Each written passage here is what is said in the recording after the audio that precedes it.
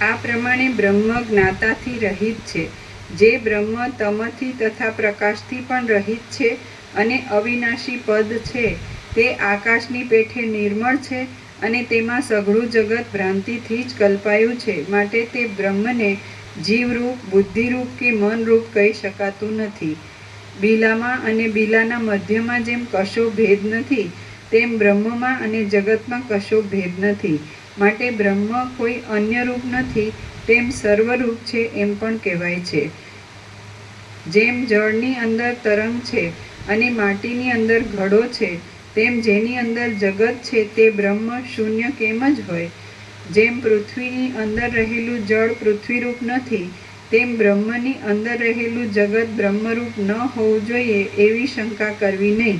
કારણ કે પૃથ્વી આદિ સાકાર પદાર્થોની ઉપમા નિરાકાર બ્રહ્મમાં યથાર્થ રીતે લાગુ પડે નહીં. બ્રહ્મ આકાશની પેઠે નિર્મળ છે અને તેની અંદર રહેલું જગત પણ આકાશની પેઠે નિર્મળ જ છે. જેમ બ્રહ્મ આકાશથી પણ અધિક નિર્મળ છે, તેમ તેની અંદર રહેલું જગત પણ આકાશથી અતિ નિર્મળ છે. એટલે જેવું બ્રહ્મ છે તેવું જ જગત છે. મરીની અંદર રહેલી તીખાશ અધિક નિર્મળ છે.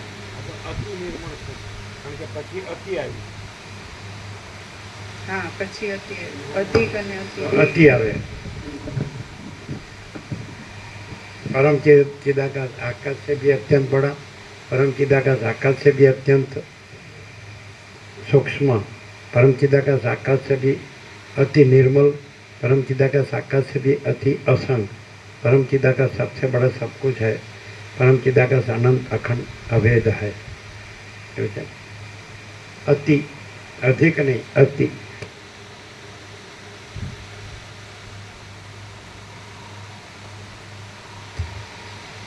બ્રહ્મ આકાશની પેઠે નિર્મળ છે અને તેની અંદર રહેલું જગત પણ આકાશની પેઠે નિર્મળ જ છે. જેમ બ્રહ્મ આકાશથી પણ અતિ નિર્મળ છે, તેમ તેની અંદર રહેલું જગત પણ આકાશથી અતિ નિર્મળ છે. એટલે જેવું બ્રહ્મ છે તેવું જ જગત છે. મરીની અંદર રહેલી તીખાશ જેમ તેના ખાનાર વિના અન્યને જાણવામાં આવતી નથી, તેમ બ્રહ્મનું ચિન્માત્રપણું પ્રલયકાળમાં જીવ નહીં હોવાથી જાણવામાં આવતું નથી. એ પ્રમાણે બ્રહ્મ જે ચિદ્રૂપ છે તે પ્રલયકાળમાં જીવના અભાવને લીધે ચિદ્રૂપે ભાસતું નથી. ગમેલા વર્ષોની ગમેલા જન્મો સાંભળે ને તો એ જ્ઞાન ન થાય એનું ખાતરી શું ખબર છે? એનું કારણ શું ખબર? હું આ છું. અને જેને સહજ જ્ઞાન થાય છે ને સહજ એ અનંત પ્રકાશ, અનંત આનંદ, અનંત શાંતિ રહે છે. એનું કારણ છે ખબર છે? હું આ નથી. આટલું જ છે.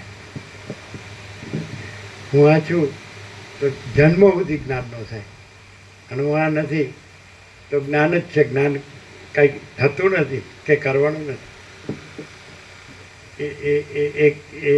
એ ચૈતન્ય જે પ્રકાશ પરમાત્મા છે એ જ જ્ઞાન છે.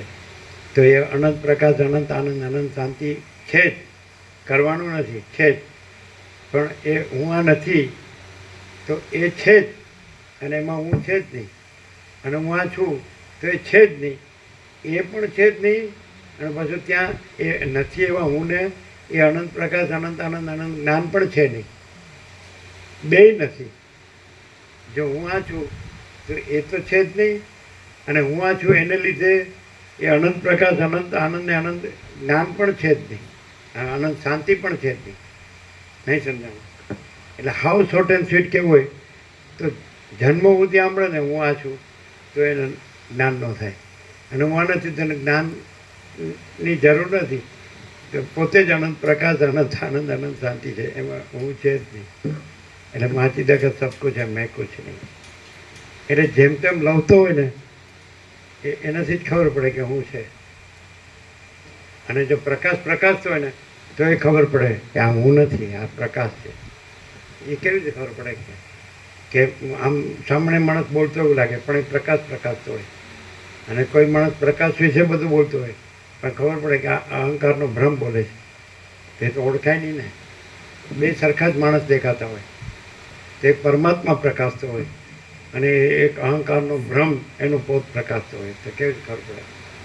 જે પરમાત્મા પ્રકાશે છે ત્યાં જ્ઞાન એકદમ પ્યોર એન્ડ શ્યોર પૂર્ણ સ્વરૂપ પ્રકાશે છે, અને જે અહંકારનો ભ્રમ હોય એમાં ભ્રાંતિની અંદર ભ્રાંતિ સાચી હોય અને ઉપરથી શબ્દો જ આવે ખાલી. જ્યાં પરમાત્મા પોતે પ્રકાશતો હોય તો એ પરમાત્મા પરમ શાંતિ જ છે, અને જે મિથ્યા અહંકારનો ભ્રમ પ્રકાશતો હોય તો ત્યાં દુઃખને અશાંતિ જ છે. એવી રીતે ઓળખાય.